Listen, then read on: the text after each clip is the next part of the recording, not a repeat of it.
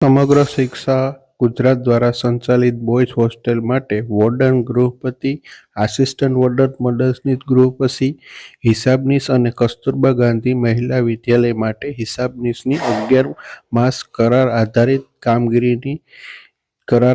જાહેરાત કરવામાં આવી છે. સમગ્ર શિક્ષા ગુજરાત દ્વારા સંચાલિત નિવાસી બોયઝ હોસ્ટેલ અને કસ્તુરબા ગાંધી બાલિકા વિદ્યાલય માટે હાલની પરિસ્થિતિએ ખાલી જગ્યા તેમજ પ્રશિક્ષા યાદી તૈયાર કરવા માટે 11 માસના કરાર આધારિત તદ્દન હંગામી ધોરણે કરાર આધારિત ઉમેદવારો પાસે ઓનલાઈન અરજીઓ મંગાવવામાં આવે છે. આ જાહેરાત માત્ર ઓનલાઈન અરજીઓ જ સ્વીકારવામાં આવશે.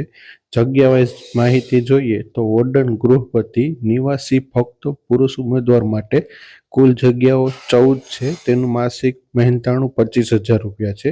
ત્યારબાદ આસિસ્ટન્ટ વોર્ડન મદદનીશ ગૃહપતિ નિવાસી ફક્ત પુરુષ ઉમેદવાર માટે તેની જગ્યાની સંખ્યા છે 14. તેનો માસિક પગાર છે 15,000 રૂપિયા. ત્યારબાદ હિસાબનીશ બિન નિવાસી મહિલા અને પુરુષ ઉમેદવાર માટે જગ્યા છે 14. તેનો માસિક પગાર છે 8,500. ત્યારબાદ હિસાબનીશ બિન નિવાસી ફક્ત મહિલા ઉમેદવારો માટે 84 જગ્યા છે. તેનું માસિક મહેનતાણું છે 8,500. ત્યારબાદ વયમર્યાદાની વાત કરીએ તો અરજી કરવાની છેલ્લી તારીખે 40 વર્ષથી વધુ થવા જોઈએ નહીં. નિમણૂકનો પ્રકાર કરાર આધારિત તદ્દન હંગામી ધોરણે 11 માસથી વધુ થવા ન જોઈએ.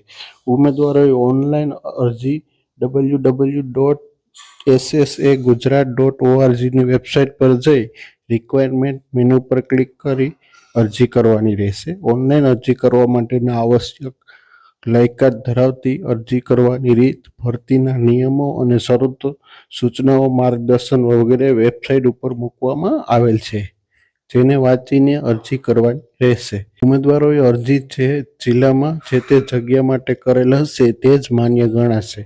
ઉમેદવારે ઓનલાઈન અરજી કરેલ અરજીની પ્રિન્ટ પોતાની પાસે રાખવાની રહેશે. પ્રમાણપત્રોની ચકાસણી દરમિયાન આ પ્રિન્ટ આઉટ તેમજ નીતિ નિયમોના લાયકાતના પ્રમાણપત્રોની નકલ અસલ પ્રમાણપત્રો સાથે રજૂ કરવાની રહેશે.